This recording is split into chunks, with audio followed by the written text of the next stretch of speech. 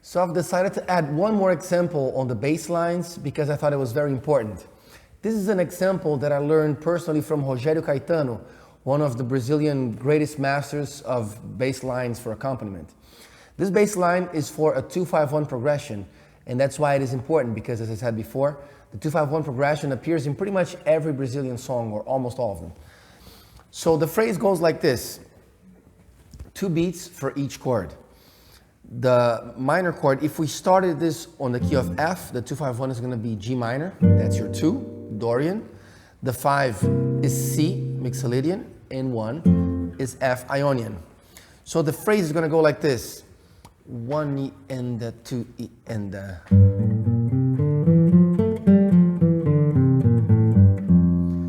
So what's happening here is you have on the accents 1 and minor third, 5th, and 7. So it's a perfect spelling of the chord. 1, 3, 5, 7. And then the next note, you skip one note. First you're going on the scale, the minor, Dorian minor scale, going up. As soon as you reach the 7, you actually skip a note, which would be the octave, skip it to the 2nd or the 9th, and then you come down. So you have this. Once you come down on this note, that's the point where the chord changes and you change from G minor to C. So in C7, this G note represents the 5th. Now look at the shape right here, as we discussed the shapes before, here or here. That's the shape of a 5th. So you are on the 5th of the dominant chord. The dominant chord, the 5 chord, has the major 3rd, perfect 5th, and minor 7. So now I'm going to descend on the scale. I hit the downbeat on the G, which is the 5th, then upbeat the 4th, downbeat the 3rd. So I'm hitting the 3rd on the downbeat. As I said, you should always put the chord tones on the downbeat, tonic 3rd or 5th. And then upbeat the D, which is the 9th, and downbeat the tonic of the 7th chord, the C. So you have this. Right? So this is also a perfect spelling of the chord, through the line. What is the chord? It's 1, 3, and 5. On C, that's C, E, and G. And I'm hitting on the strong beat those chord tones. And then as I keep going down the scale, it's just the time that I need in order to arrive on F on the 1 beat of the next measure. So again, that's the example. 1 E and the 2 E and the. Now the idea is for us to do that everywhere. We're going to take this phrase everywhere. And I'm going to show you how it's going to look. In case here, if you don't have a 7-string guitar, because if you did, the next phrase could start from this very octave and it would be like this.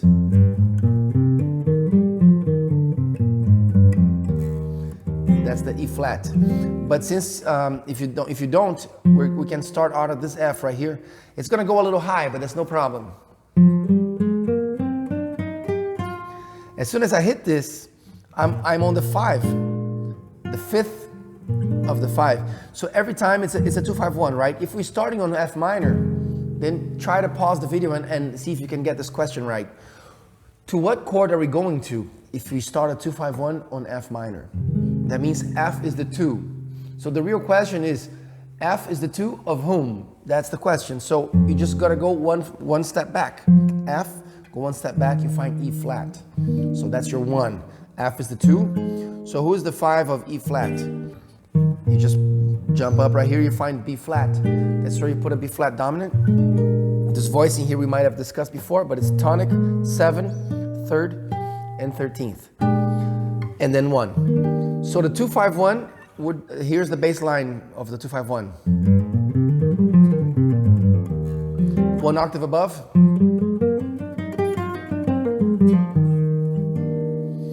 Now let's keep progressing. Let's go from E flat minor now. So if it's E flat minor, it's going to be a 2-5-1 to D flat minor. So let's run that one. Now from C sharp minor to B.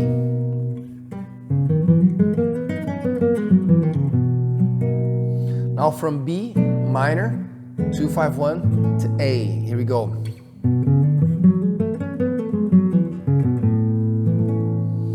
Now 2-5-1 A to G. Here we go. Now G minor to F. It goes. Oh, that was the first one we did. So that's the bass phrase that I would like to show you. Now let's transform that bass phrase if it was a 2-5-1 to a minor chord. So what's the difference? The difference primarily is that the 2 chord is going to be a half diminished. So we're no longer going to think Dorian here. We're going to think now Locrian. So instead of this, you're going to have this. Locrian has a flat 2, flat 5, and flat 6. And then when we get to the dominant chord, we take it from the 5th mode of the harmonic minor. That's, as we've discussed before a few times on this course, that mode is the dominant flat 9, flat 13. So you're going to have this. If it's G half diminished to E, to C dominant, to F minor, you're going to get this.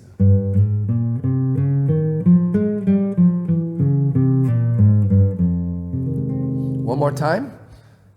G half diminished, 1, flat 2, minor 3rd, 4, flat 5, 7. And then the flat 9 going down to G, which is the 5th of my dominant chord right here. And then now I retrocede on the scale. I go down, 4th to 3rd, flat 9 right here going to C. So flat 9 or flat 2 going to 1. And then you just progress on that same scale and you arrive on F. So if you have a samba that's going on, which has this progression here.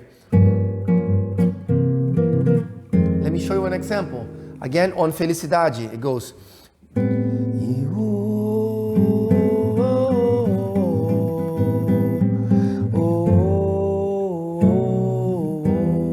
Let me put that phrase on that progression. We go. See that?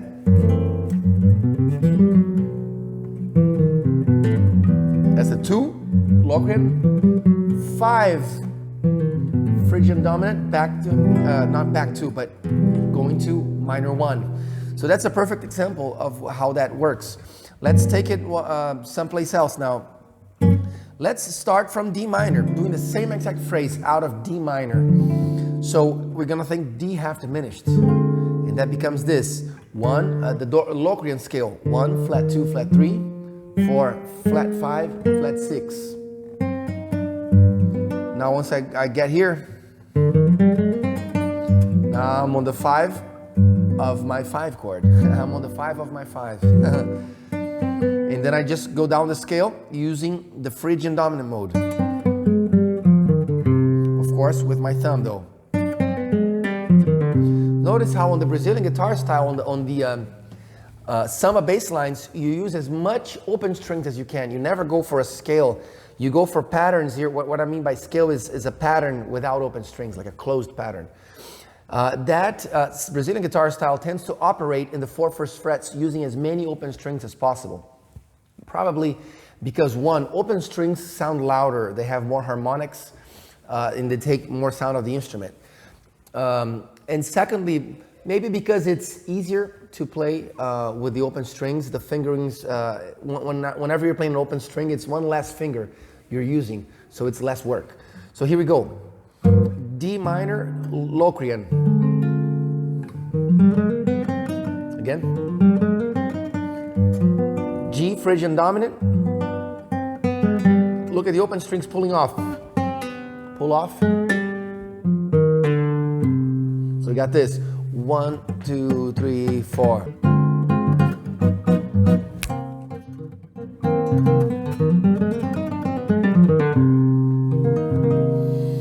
Let's take it one more place. Now from C.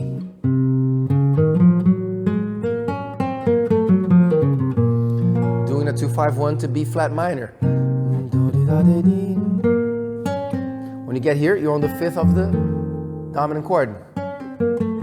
Notice how the line works perfectly, leaving the chord tones for the strong parts of the beat. Weak, strong, weak, strong, weak, strong. So basically what your ear is hearing is this. 5, 3, 1. And then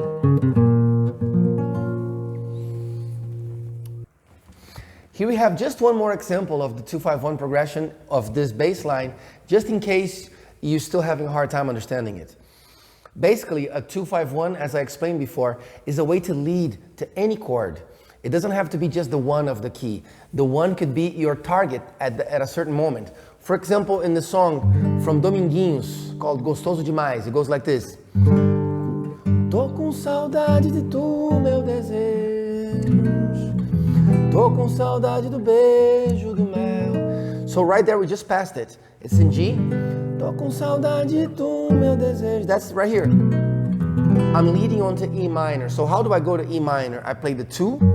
So the 2 for every minor chord is always going to be a half diminished, because that's how it finds itself at the natural scale. The natural scale we have Ionian, Dorian, Phrygian, Lydian, Mixolydian, Aeolian, and Locrian. Look, Aeolian is your minor, and the Locrian is the 2. So that's why you will use a Locrian, half diminished, when you're doing the 2-5-1 into a minor chord. And then the 5, as I said before, is a dominant chord. And you use the extensions. When I say extensions, I mean 2, 4, and 6, out of the Phrygian dominant mode. That's the 5th mode of the harmonic minor scale. So you got the dominant, arpeggio. This is 1, 3, 5, 7, 1, 3, 5, 7. And then you add those extensions, flat 6, perfect 4th, and flat 9. And you have this scale.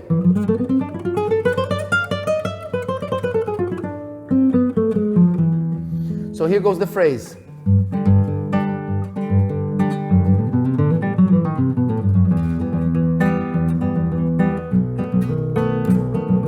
And so on. So that's the phrase right there, F sharp. I go.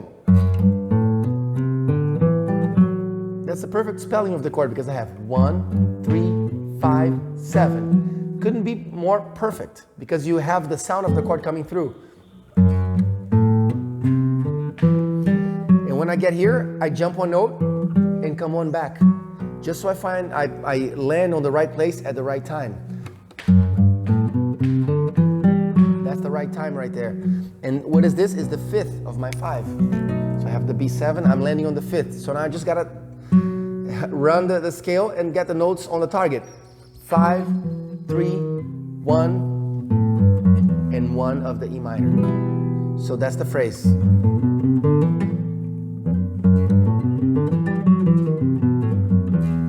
And here I could just show you a little arpeggio on E minor. That's quite a convenient one that I like to use. It's 1, 2, 3, 5, 1. And then you repeat that, 2, 3, 5, 1. There you go, so we got this.